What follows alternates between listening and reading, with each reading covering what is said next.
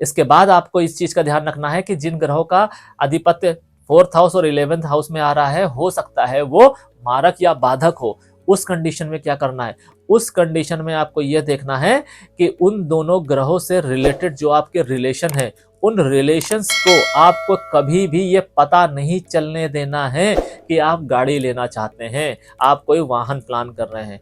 वहीं अगर ये सकारात्मक ग्रह है तो उन रिलेशन के साथ आप ये डिस्कस कर सकते हैं, मगर मेक श्योर कीजिएगा कि ये बात उसी रिलेशन के बीच में रहनी चाहिए।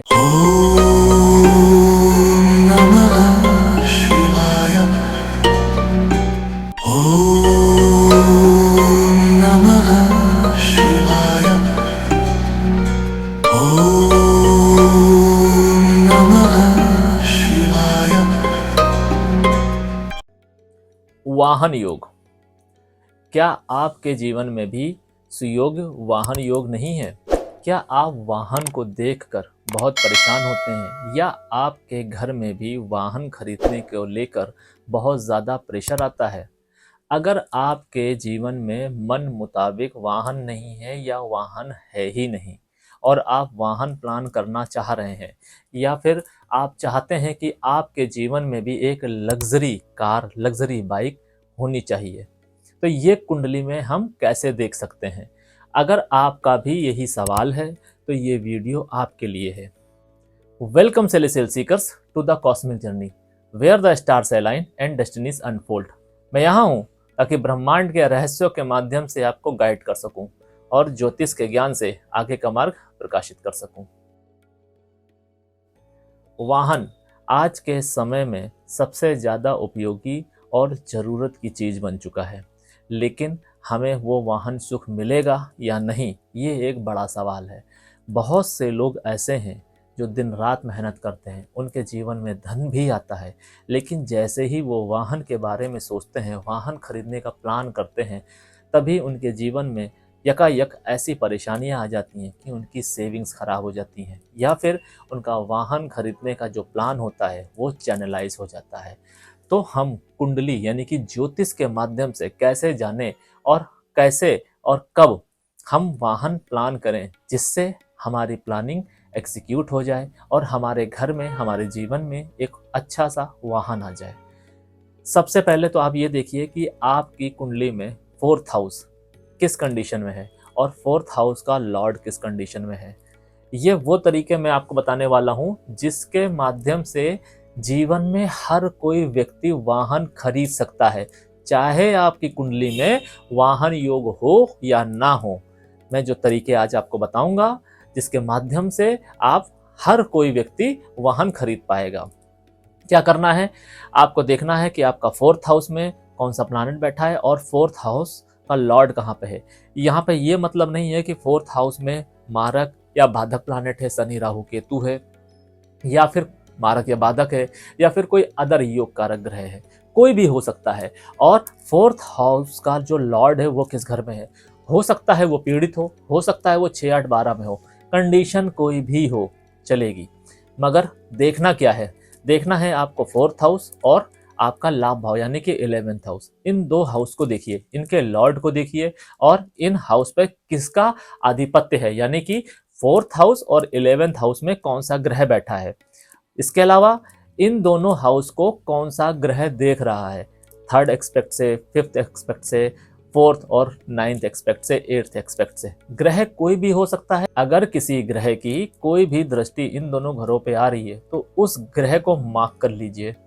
प्लस अगर कोई ग्रह इन दोनों घरों में बैठा है तो उस ग्रह को मार्क कर लीजिए, और इन दोनों घरों के लॉर्ड को मार्क कर लीजिए। ये 3 कर लीजिए। हो सकता है इन दोनों घरों में जो भी आप ग्रह मार्क कर रहे हैं वो 1 हो या 2 हो या 4 हो, ग्रह वो कितने भी हों, आप मार्क कर लीजिए। उसके बाद आप देखिए कि किस ग्रह का ज्यादा वेटेज है, यानी कि 4th हाउस का जो लॉर्ड है वो किस जगह पे बैठा हुआ है, पूरी कुंडली में किस ग्रह का वेटेज ज्यादा है। उन 4-5 में से कोई 1 या 2 ग्रह ही निकल के आएंगे, आपको बस उन्हीं 2 ग्रहों को पकड़ना है। जब भी आपको प्लानिंग करनी है वाहन खरीदने की, कोशिश कीजिए कि अंतर्दशा और प्रत्यंतर दशा उस ग्रह की जरूर चल रही हो, क्योंकि अगर अंतर और प्रत्यंतर दशा चलेगी तो ये एग्जीक्यूशन बहुत आसान हो जाएगा, उसमें कोई व्यवधान नहीं आएंगे। वही अगर किसी और ग्रह की अंतर या प्रत्यंतर दशा चल रही होगी तो व्यवधान आ सकते हैं। यहां पर मैं महादशा की बात नहीं कर रहा हूं। क्यों? क्योंकि महादशा आने में बहुत समय लगता है। हो सकता है कि आज के समय में जो आपको वाहन दिलाने का कार्य है वो चंद्रदेव करने वाले हों, और आपकी बृहस्पति देव की या फिर शनि देव की दशा चल रही हो, तो आपको वाहन नहीं मिल पाएगा। नहीं, क्यों नहीं मिल सकता है? आप देखिए कि अंतरदशा कौन सी चल रही है, और अंतरदशा से जल्दी बदलने वाली जो दशा होती है वो प्रत्यंतर दशा होती है। हम सूक्ष्म दशा की बात नहीं कर रहे हैं। तो अंतरदशा और प्रत्यंतर दशा आपको देखनी है। इसके अलावा आपको ये देखना है कि किस ग्रह की महादशा चल रही है। महादशा आपकी किसी भी ग्रह की चल रही हो, अगर वो अनुकूल है तो वेरी गुड, और वो अगर अनुकूल नहीं है तो आप ध्यान रखिए कि जो भी ग्रह की महादशा चल रही है उस ग्रह से रिलेटेड आपको अनाज लेना है, और उस अनाज को आपको दान कर देना है। यानी कि अगर सपोज कीजिए कि सूर्य की दशा चल रही है तो आपको गेहूं लेना है, और 1.25 किलो गेहूं आपको 3 रविवार को दान करना है। उस ग्रह से रिलेटेड जो अनाज है वो आपको 3 उस पर्टिकुलर दशा का जो वार है, अगर बृहस्पति देव हैं, गुरुदेव हैं तो बृहस्पति को, और अगर सूर्य देव हैं तो रवि को, और अगर चंद्रदेव हैं तो सोमवार को। 3 सोमवार या 3 इतवार या 3 आपके गुरुवार को आपको 1.25 किलो का उस ग्रह से रिलेटेड अनाज लेके दान करना है। चुपचाप जाइए और दान कर दीजिए। दान किसी योग कारक व्यक्ति को कीजिएगा जिसको जरूरत है, क्योंकि अगर आप ऐसा करेंगे तो ये ज्यादा फलीभूत होगा। और दान आपको खाली नहीं करना है, उसमें आपको यथासंभव दक्षिणा भी रखनी है, जो भी आपकी पॉकेट अलाउ करे, 11, 21, 51, 101 या 501, जो भी आप रखना चाहें आप रखिए और इसको आप दान कीजिए। उसके बाद आपको क्या देखना है? उसके बाद आपको ये देखना है कि जो भी अंतरदशा प्रत्यंतर दशा चल रही है उस ग्रह के अकॉर्डिंग, यानी कि आपके 4th और 11th हाउस के अकॉर्डिंग जो भी बलवान ग्रह है उसमें आपको ये प्लानिंग करनी है।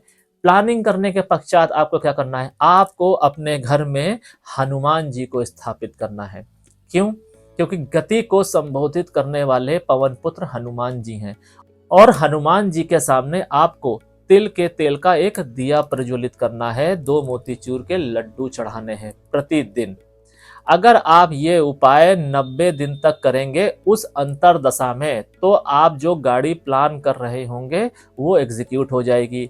इसके अलावा आप जो गाड़ी खरीदना चाहते हैं उसकी फोटो अपने उत्तर दिशा में लगाइए, यानी कि मैनिफेस्ट कीजिए उस गाड़ी को। इससे क्या होगा? इससे आप जिस घर में रह रहे होंगे उस घर का अगर वास्तु खराब होगा और वास्तु की वजह से ऑब्स्टेकल्स आ रहे होंगे तो वो मिनिमाइज होंगे। हमारे जीवन में जो भी क्रियाएं होती हैं उसकी एक वजह होती है, क्योंकि हर एक क्रिया आपके जीवन में ऊर्जा का संतुलन और असंतुलन दोनों लाती है। और ये जो मैनिफेस्टेशन मैं आपको बता रहा हूँ through out the north side में जो आपको फोटो टांगनी है अपनी गाड़ी की, वो इसीलिए मैं बता रहा हूं ताकि वास्तु के माध्यम से भी वो आपको मैनिफेस्ट हो सके, और अगर कोई नकारात्मक ऊर्जा है तो वो चैनलाइज हो सकारात्मक वे में। अगर आप इस तरीके से चीजें करेंगे तो वो गाड़ी आपके जीवन में जो आप चाहते हैं या चाहती हैं जरूर आएगी। इसके अलावा आपको एक और चीज देखनी चाहिए, क्या? कि आपको अपना लग्न स्ट्रॉन्ग करना है। लग्न से स्पेसिफिक एक मंत्र होता है, उस मंत्र की एक टाइमिंग होती है स्पेसिफिकली। उस टाइम को अगर आप वो मंत्र चैंट करेंगे तो उसका फल 10 टाइम्स एंड 100 टाइम इनहेंस हो जाता है, जिससे आपका लग्न मजबूत होगा। लग्न मजबूत होगा तो आपका कॉन्फिडेंस मजबूत होगा, आपका डिटर्मिनेशन मजबूत होगा, जिससे आप फोकस रह के आप जो चीज चाहते हैं गोल ओरिएंटेड होकर उसको पा सकते हैं। ये बहुत ही सरल तरीका है जिसके माध्यम से आप किसी और की मदद लिए बिना अपने सपनों को फुलफिल कर सकते हैं। इसके बाद आपको इस चीज का ध्यान रखना है कि जिन ग्रहों का अधिपत्य 4th हाउस और 11th हाउस में आ रहा है, हो सकता है वो मारक या बाधक हो। उस कंडीशन में क्या करना है? उस कंडीशन में आपको यह देखना है कि उन दोनों ग्रहों से रिलेटेड जो आपके रिलेशन है, उन रिलेशंस को आपको कभी भी ये पता नहीं चलने देना है कि आप गाड़ी लेना चाहते हैं, आप कोई वाहन प्लान कर रहे हैं। वहीं अगर ये सकारात्मक ग्रह है तो उन रिलेशन के साथ आप ये डिस्कस कर सकते हैं, मगर मेक श्योर कीजिएगा कि ये बात उसी रिलेशन के बीच में रहनी चाहिए। ऐसा ना हो कि आपने अपनी बुआ या चाचा या ताऊ या किसी भी ऐसे रिलेशन के साथ शेयर कर दी और उन्होंने उठा के आपके नकारात्मक रिलेशन जिसके साथ में है, यानी कि नकारात्मक प्लैनेट से रिलेटेड जो रिलेशन आ रहे हैं उनके साथ शेयर कर दी, तो फिर ये नेगेटिव हो जाएगा।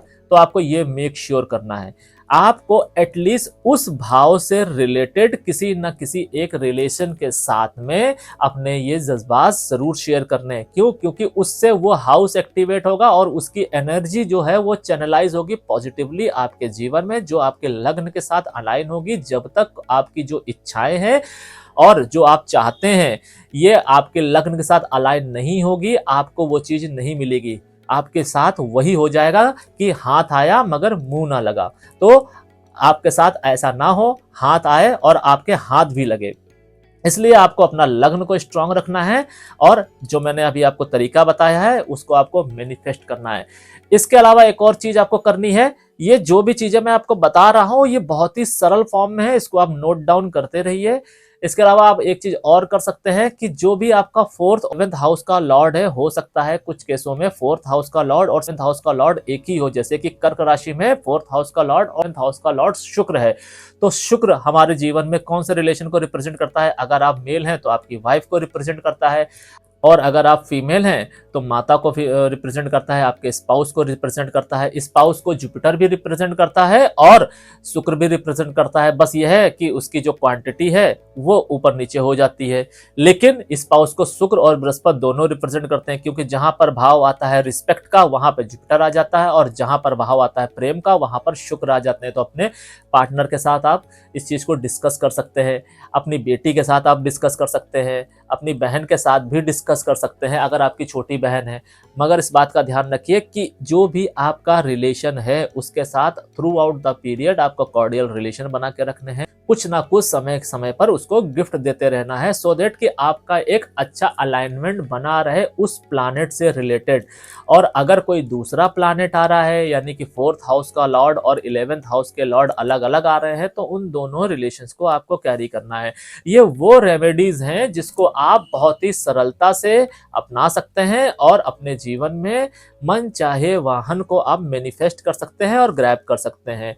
और अगर आप चाहें तो भाव बेस्ड रेमेडी के थ्रू भी ये कर सकते हैं। उसके लिए आपको हमसे कंसल्टेशन लेना होगा, क्योंकि भाव बेस्ड रेमेडी, जैसा कि मैंने आपको हर बार बताया है कि भाव और भाव का जो स्वामी है और भाव के ऊपर जिस भी ग्रह की दृष्टि आ रही है या फिर कोई दूसरा ग्रह बैठा है, उसको ध्यान में रख के ही भाव बेस्ड रेमेडी बनाई जाती है। और वो रेमेडी के माध्यम से आपके जीवन में आप जिस भाव से रिलेटेड चीजें चाहते हैं वो चीजें आपको मिल जाएंगी। ये सीधा सा तरीका था आपके जीवन में वाहन को लाने का। अगर आप वाहन लाना चाहते हैं तो जो मैंने रेमेडी बताई है आप वो कीजिए। अगर इसमें कुछ ऐसा है जो आपको समझ में नहीं आया है तो आप हमसे कमेंट के माध्यम से पूछ सकते हैं, या हमसे अगर आप अपनी भाव बेस्ड रेमेडी जानना चाहते हैं वाहन से रिलेटेड तो आप हमसे अपॉइंटमेंट ले सकते हैं। हो सकता है इसमें आपको थोड़ा सा समय लगे, लेकिन आपको घबराने की आवश्यकता कदापि नहीं है।